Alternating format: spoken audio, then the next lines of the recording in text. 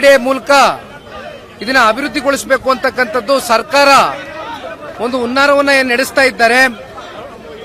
ಈ ಭಾಗದ ರೈತರು ಇವತ್ತು 200ನೇ ದಿನಕ್ಕೆ ಈ ಒಂದು ಹೋರಾಟವನ್ನ ಕೈಗೆತ್ಕೊಂಡಿದ್ದಾರೆ. ನಿನ್ನೆ ದಿನ ಉಪಮುಖ್ಯಮಂತ್ರಿಗಳು ಬಂದು ಮಾತನಾಡಿರ್ತಕ್ಕಂಥದ್ದು ನೋಡಿದ್ದೇವೆ. ಈ ವಿಷಯದ ಬಗ್ಗೆ ರೈತರ ಜೊತೆಯಲ್ಲಿ ಯಾವ್ಯಾವ ರೀತಿ ವರ್ತನೆಯನ್ನ ಮಾಡಿದ್ದಾರೆ ಅಂತಕ್ಕಂಥದ್ದು ಕೂಡ ಇಡೀ ರಾಜ್ಯದ ಜನತೆ ನೋಡಿದ್ದಾರೆ. ಒಟ್ಟಾರೆಯಾಗಿ ಇಲ್ಲಿರ್ತಕ್ಕಂಥ ರೈತರು ಹೇಳ್ತಾ ಇರ್ತಕ್ಕಂಥದ್ದಿಷ್ಟೇ, ಅವರ ತಾತ ಅವರ ತಂದೆ ಇವತ್ತು ನಮ್ಮ ಕಾಲ, ಮುಂದಿನ ಭವಿಷ್ಯದ ಪೀಳಿಗೆಗಳು ಇವತ್ತು ರೈತರ ಮಕ್ಕಳು.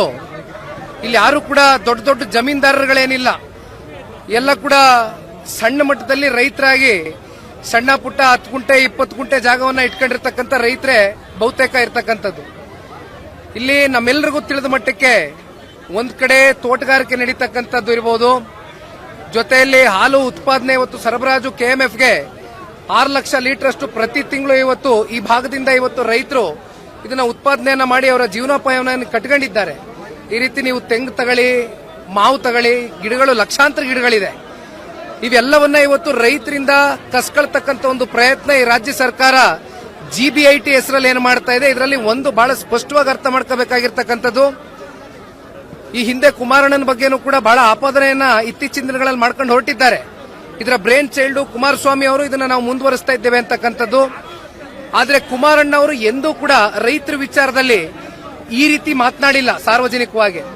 ಬದಲಾಗಿ ಅವರು ಮುಖ್ಯಮಂತ್ರಿಗಳಾಗಿದ್ದಾಗ ಕೃಷ್ಣ ಕಚೇರಿಯಲ್ಲಿ 2 ರಿಂದ 4 ಸಭೆಗಳು ನಿರಂತರವಾಗಿ ಈ ಭಾಗದಲ್ಲಿ ಇರ್ತಕ್ಕಂಥ ರೈತ ಹೆಣ್ಣು ಮಕ್ಕಳು ಸೇರಿದಂತೆ ಮಕ್ಕಳು ಇಡೀ ಕುಟುಂಬಸ್ಥರ ಜೊತೆಯಲ್ಲಿ ಕೂತ್ಕೊಂಡು ಒಂದು ಮುಖ್ಯಮಂತ್ರಿಗಳಾಗಿ ಕೂತ್ಕೊಂಡು ಚರ್ಚೆ ಮಾಡಿ ಇದರ ಸಾಧಕ ಬಾಧಕಗಳೇನು, ಇದರಲ್ಲಿ ಮುಂದಿನ ದಿನಗಳಲ್ಲಿ ಯೋಜನೆ ಆಗ್ತಕ್ಕಂಥ ನಿಟ್ಟಿನಲ್ಲಿ ಕೇವಲ ಬಿಡದಿ ಒಂದೇ ಇರಲಿಲ್ಲ, ಸೋಲೂರ್ ಇತ್ತು, ಸಾತ್ನೂರ್ ಇತ್ತು, ನಂದಗುಡಿ ಇತ್ತು, ಅದರಲ್ಲಿ ಬಿಡದಿನೂ ಕೂಡ ಸೇರಿತ್ತು. ಬಿಡದಿನ ಒಂದು ಪೈಲಟ್ ಪ್ರಾಜೆಕ್ಟ್ ಆಗಿ ಮಾಡಬೇಕು, ಇಲ್ಲಿಂದ ಏನಾದ್ರೂ ನಮ್ಮ ರೈತರನ್ನ ಆರ್ಥಿಕವಾಗಿ ಸಬಲರಾಗಿ ಮಾಡಬೇಕು ಅಂತಕ್ಕಂಥ ಆಲೋಚನೆ ಅವರಲ್ಲಿದ್ದಂಥದ್ದು.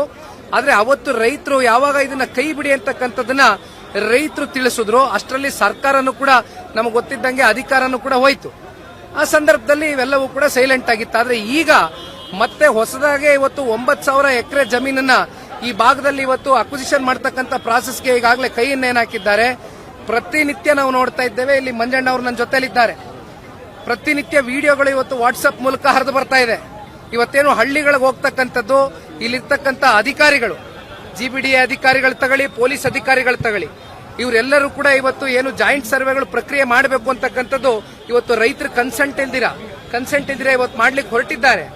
ರೈತರುಗಳು ಆಕ್ಷೇಪಣೆ ವ್ಯಕ್ತಪಡಿಸಿದಂತ ಸಂದರ್ಭದಲ್ಲಿ ರೈತರ ಮೇಲೆ ಇವತ್ತು ಒಂದ್ ಕಡೆ ಅದನ್ನ ಯಾವ ರೀತಿ ಕಿತ್ಕೋಬಹುದು ನಯಾನೋಜಕಿನ್ ಮಾತಾಡೋದು, ಕೊನೆಗೆ ಅವರು ನಾವು ಕೊಡಕ್ ಆಗದೇ ಇಲ್ಲ, ನಾವು ಪ್ರಾಣ ಬಿಟ್ಟರು ಸರಿ, ನಮ್ ಜಾಗ ನಾವು ಕೊಡ್ಲಿಕ್ಕೆ ಸಿದ್ಧ ಇಲ್ಲ ಅಂದಾಗ ಅವರನ್ನ ಮತ್ತಿನ್ಯಾವ ರೀತಿ ಬೆದರಿಕೆ ಹಾಕಿ ಇವತ್ತು ಈ ಜಾಗವನ್ನ ಕಸ್ಕೊಳ್ಬಹುದು ಅಂತಕ್ಕಂಥದ್ರ ಬಗ್ಗೆ ಇವತ್ತು ಈ ರಾಜ್ಯದ ಗೌರವಾನ್ವಿತ ಉಪಮುಖ್ಯಮಂತ್ರಿಗಳು ಅವರ ಈ ಪಾಪ ಅದೆಂತದೋ AICT ನಿರ್ಮಾಣ ಅಂತಾರಲ್ಲ ಸ್ವಾಮಿ, ಇಲ್ಲಿ KIDB 910 ಎಕರೆ ಅಕ್ವಿಸಿಷನ್ ಆಗಿದೆ. ಆರೋಹಳ್ಳಿ, ಕೆಂಚಗನಹಳ್ಳಿ ಕಾವಲ್ನಲ್ಲಿ ಎಷ್ಟು 910 ಎಕರೆ. ಅದೇನೋ AICT 2000 ಎಕರೆಲ್ಲಿ ಮಾಡ್ತೀನಿ ಅಂತ ಇದಾರಲ್ಲ, ಮಾಡಿ ತೋರಿಸ್ರಿ. ಅಲ್ಲಿ ಅಕ್ವಿಸಿಷನ್ ಯಾವ ಪುರುಷಾರ್ಥಕ್ಕೆ ಮಾಡಿದಿರಿ? KIDB ಅಕ್ವಿಸಿಷನ್ ತೋರಿಸ್ರಿ, ಜನಕ್ಕೆ ವಿಶ್ವಾಸ ಮೂಡಿಸ್ರಿ.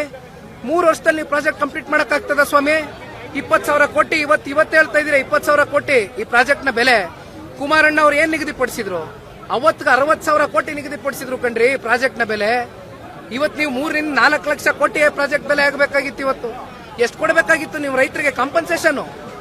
ಅವತ್ತು ಕುಮಾರಣ್ಣ ಅವ್ರು ಎಕರೆಗೆ 30 ಲಕ್ಷ ಕೊಡ್ತೀನಿ ಅಂದಿದ್ರು, ಆನ್ಯುಟಿ ಕೊಡ್ತೀನಿ ಅಂದಿದ್ರು ಪ್ರತಿ ವರ್ಷ. ನೀವೇನ್ ಹೇಳ್ತಾ ಇದ್ದೀರಿ ಈಗ? ಅದು ಬಾಯಿ ಮಾತಲ್ಲಿ 1.25 ಕೋಟಿನೋ 1.5 ಕೋಟಿನೋ ಕೊಡ್ತೀನಿ ಅಂತ ಹೇಳ್ತೀರಿ. ನಿಮ್ ಹತ್ರ ಕೊಡಕ್ ದುಡ್ಡಿದ್ಯಾ? ಇನ್ನ ಅದೆಂತದ ಮಾತೆತ್ತಿದ್ರೆ ಇಲ್ಲೇನೋ BMRDA ಇಂದ ಸಾಲ ತಗತೀವಿ 2,950 ಕೋಟಿ, ಇನ್ನ ಬಾಹ್ಯ ಸಾಲ ಅಂತ ಹೇಳ್ಕೊಂಡಿದ್ದೀರಿ. ಎಲ್ಲಿಂದ ತಗೋಬರ್ತೀರಿ ಇನ್ನೊಂದು 17,000 ಕೋಟಿನ? 3 ವರ್ಷದಲ್ಲಿ ಪ್ರಾಜೆಕ್ಟ್ ಕಂಪ್ಲೀಟ್ ಮಾಡಕ್ ಆಗ್ತದ ಉಪಮುಖ್ಯಮಂತ್ರಿಗಳು? ಯಾವುದೇ ಕಾರಣಕ್ಕೂ ಯೋಜನೆ ಕೈ ಬಿಡಲ್ಲ, ಕಾನೂನು ಇದೆ, ನಾವು ಕಾನೂನು ಮೂಲಕ ಮಾಡೇ ಮಾಡ್ತೀವಿ ಅಂತ ಹೇಳ್ತಾರೆ. ನೋಡಿ ಒಂದ್ ಮಾತು ಹೇಳ್ತೀನಿ, ರೈತರ ಮೇಲೆ ಉಪಮುಖ್ಯಮಂತ್ರಿಗಳು ಇವೆಲ್ಲ ದಬ್ಬಾಳಿಕೆ ದೌರ್ಜನ್ಯದ ಮಾತುಗಳೇನು ಆಡ್ತಾ ಇದ್ದಾರೆ. ಇವತ್ತೇನಾದ್ರೂ ಅವ್ರ ಸ್ಥಾನದಲ್ಲಿ ಪಾಪ ಉಪಮುಖ್ಯಮಂತ್ರಿಗಳಾಗಿದ್ದ ಕೂತಿದ್ದಾರೆ ಅಂದ್ರೆ ಜಿಲ್ಲೆಯ ಜನತೆ ಅವರಿಗೆ ರಾಜಕೀಯವಾಗಿ ಆಶೀರ್ವಾದ ಮಾಡಿರೋದ್ರಿಂದ ಕೂತಿದ್ದಾರೆ. ಅವ್ರು ಇವತ್ತು ತೊಡೆ ತಟ್ಟು ಮಾತಾಡ್ತಾ ಇರ್ಬೋದು, ನಾಳೆ ಅವ್ರ ತೊಡೆನ ಮುರಿತಕ್ಕಂಥ ಶಕ್ತಿನೂ ಸಾಮರ್ಥ್ಯನೂ ಇವತ್ತು ರೈತರಿಗಿದೆ.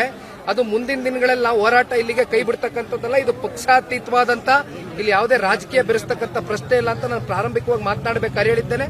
ಮತ್ತೆ ಹೇಳ್ತಾ ಇದ್ದೇನೆ, ಸಮಯ ಬಂದು ಅಂತ ಏನಾದರೂ ಸಂದಿಗ್ಧ ಪರಿಸ್ಥಿತಿಯನ್ನ ನಮ್ಮ ಈ ಸರ್ಕಾರ ನಮ್ಮ ರೈತರಿಗೆ ದೂಡಿದ್ರೆ ನಾವು ಇಲ್ಲಿಂದ ಸೀದಾ ಒಂದು ರೈತ ನಿಯೋಗ, ಈ 3,500 ರೈತ ಕುಟುಂಬಗಳು ಇವತ್ತು 15,000 ಜನಸಂಖ್ಯೆ ಇವತ್ತು ವಾಸ ಏನಿದ್ದಾರೆ ಎಲ್ಲರ ಸಮೇತವಾಗಿ ಇವತ್ತು ವಿಧಾನಸೌಧವನ್ನ ಲಗ್ಗೆ ಮಾಡ್ತಕ್ಕಂಥದ್ದಷ್ಟೇ ಅಲ್ಲ, ಮಾನ್ಯ ಮುಖ್ಯಮಂತ್ರಿಗಳನ್ನ ಭೇಟಿ ಮಾಡಿ ಈ ಪ್ರಾಜೆಕ್ಟ್ ನ ಕೈ ಬಿಡಿಸ್ತಕ್ಕಂಥದಕ್ಕೆ ರೈತರ ಜೊತೆ ನಾವು ನಿಲ್ತೇವೆ.